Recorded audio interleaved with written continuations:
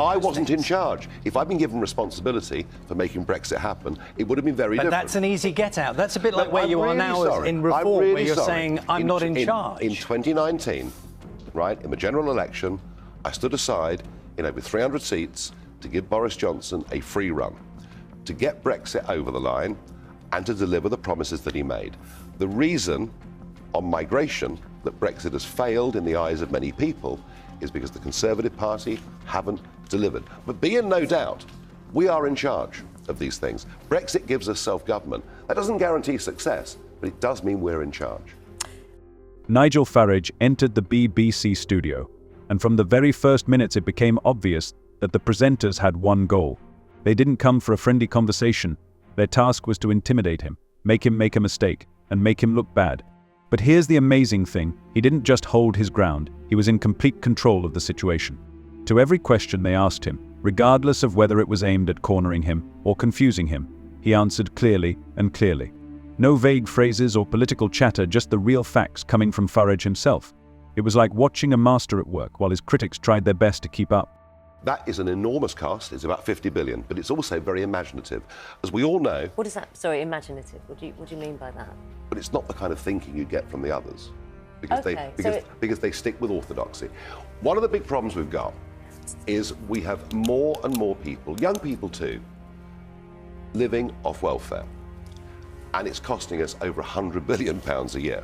What we want to do, and there's a trap here, you see. You're on benefits, you go back to work, you work more than 16 hours a week, the tax kicks in, you may as well stay on benefits. There is a terrible trap. So hence the rationale to raise the tax threshold. Absolutely. And here's the thing, the more the pressure on him increased, the calmer he looked. The more they tried to piss him off, the more confident his answers became. No hesitation, no digressions, just clear, thoughtful lines. By the end of the program, their attempt to make him look stupid had completely failed. The audience couldn't help but notice how unwavering he was. This moment made people think, can there be such leadership that the country needs? Let's be honest, in the world of political intrigue, someone who easily copes with this level of pressure seems to be a real rarity. And it attracts a lot of people's attention. Nigel Farage doesn't just win interviews, he wins the hearts and minds of the public. The Reform UK Party, which he heads, is rapidly gaining popularity. And it's not just talking.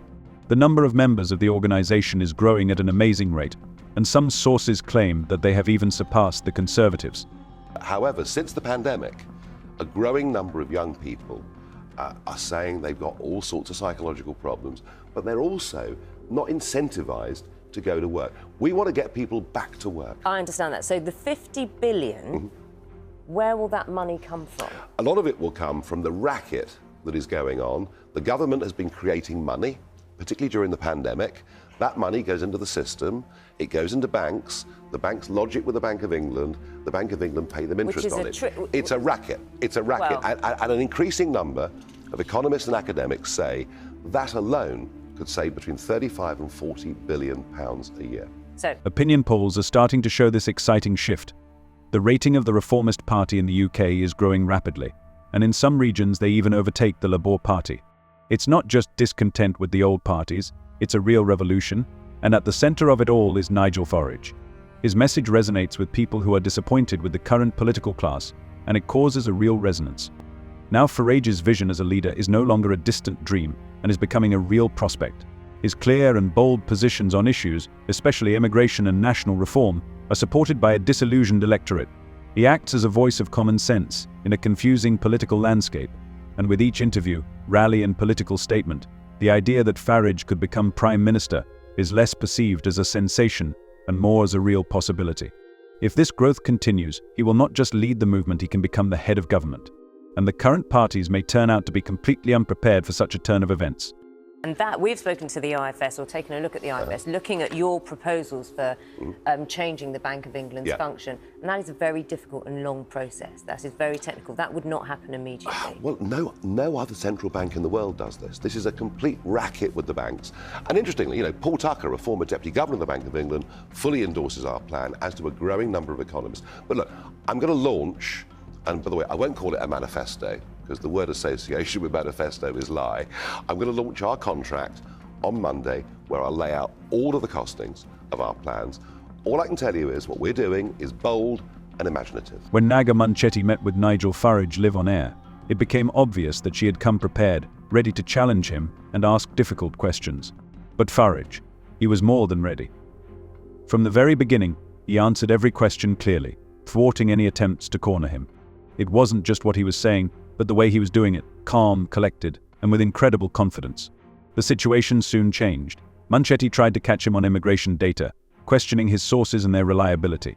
But instead of backing down, Farage redoubled his efforts, calmly stating his position and refusing to concede. By the end of the interview, her disappointment became apparent. It wasn't just Farage's quick reaction, it was his unwavering resilience that left everyone absolutely delighted. The front page of Reform website, as it stands, and I know it's not a manifesto at this stage, I'm not quite sure, do you call it a pledge? I can't remember. No, a contract. A contract. This is what we were campaigning The contract, it says you'll set out your reforms in the first 100 days, is what it says. And you then go to say it's produced with advice from independent economists, think tanks and advisors. And a moment ago you said you're not about conformity. That just sounds like everybody else. Every other political party would say, we talk to independent advisors, we talk to think tanks. You just sound like everyone else. I've been called many things over the years, but not like everybody else. Well, no, I'm quoting from from Reform. That's what you said. It doesn't sound radical. That just sounds like you do the same as other people. You talk to think tanks. I've just outlined some very radical proposals. Equally, we don't think anybody should pay inheritance tax until the estate is worth £2 million. We want to lift the VAT threshold to help small businesses. I promise you, what's coming on Monday is very, very different. The audience couldn't help but notice how the atmosphere had changed dramatically. What started as a light conversation quickly turned into an exciting pressure management workshop. Farage didn't just answer questions, he completely seized control of the conversation. Everything changed in an instant. Munchetty was clearly nervous, and the audience was amazed. It wasn't just another interview. It was a vivid and impressive moment that vividly demonstrated why Farage is becoming more and more popular. He doesn't just defend his point of view, he dominates the discussion. And it's this ability that makes people think seriously about his leadership potential. Farage has one outstanding feature that sets him apart from most politicians. He speaks simply and directly without unnecessary words. He doesn't sugarcoat problems or hide behind political jargon. Whether it's immigration, national security, or economic reform, he always focuses on what he thinks Britain really needs. His sincerity and determination are admired and trusted, and this is what makes him a voice that cannot be ignored. And you must recognise this, given what you previously said about how few MPs, even you, think you will get relative to the Parliament. It could be a big jump for you as a party, but relative to the Parliament. Well, we'll see.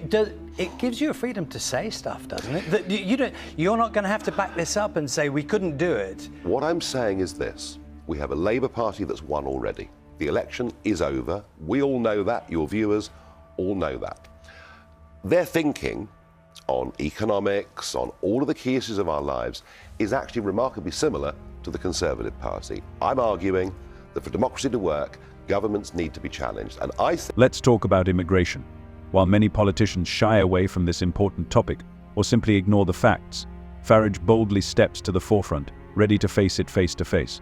He doesn't just point out problems, he backs up his words with concrete data, which makes his approach truly unique. In a world where outspokenness in politics has become rare, it is this kind of courage that attracts attention and inspires confidence among people who are looking for a true leader for their country. But it's not just his political views, it's his approach, his manner of communication. Farage speaks in such a way that his sincerity is felt on every word. People may not always agree with his opinion, but they definitely understand his position. That is why he has become a trusted figure, especially those who are tired of the empty promises of the main parties. His supporters see in him not just another politician, but a man who really cares about their struggle, a man who sincerely strives to fix what is broken. That's why he actively communicates with voters of a wide variety of views, from staunch Conservatives to disillusioned Labour supporters. His ability to connect people and listen to their problems makes him a real voice of the people. A far better position to do that than either Ed Davey from the Lib Dems, and Rishi Sunak won't be there, but the Tories are so divided, they don't stand for anything. This is about, look, we are completely in the grip of big corporate businesses. That's who the politicians listen to. I know that from 20 years in the European Parliament. There are 5.5 million people out there, men and women, running small businesses, acting as sole traders, that frankly are having the most difficult time. I'm on their side, and I'll fight for them. Farage doesn't just come up with ideas, he offers a powerful vision. and it's becoming increasingly difficult for a country hungry for change to ignore his words. Nigel Farage bravely spoke out in his BBC interview, not afraid to state what people really care about. He cited statistics that made the audience hold their breath with every minute a migrant crosses the UK border. This was a wake-up call for Naga Munchetty, and she immediately responded by accusing Farage of exaggerating or even outright lying. But Farage, as always, remained unperturbed, not succumbing to pressure. He confidently repeated his position, citing government data and reports that supported his arguments.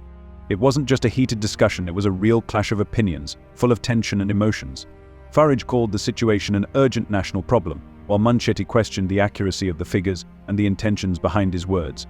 This confrontation has become a vivid example of how important these issues are to society and how much people care about them. See you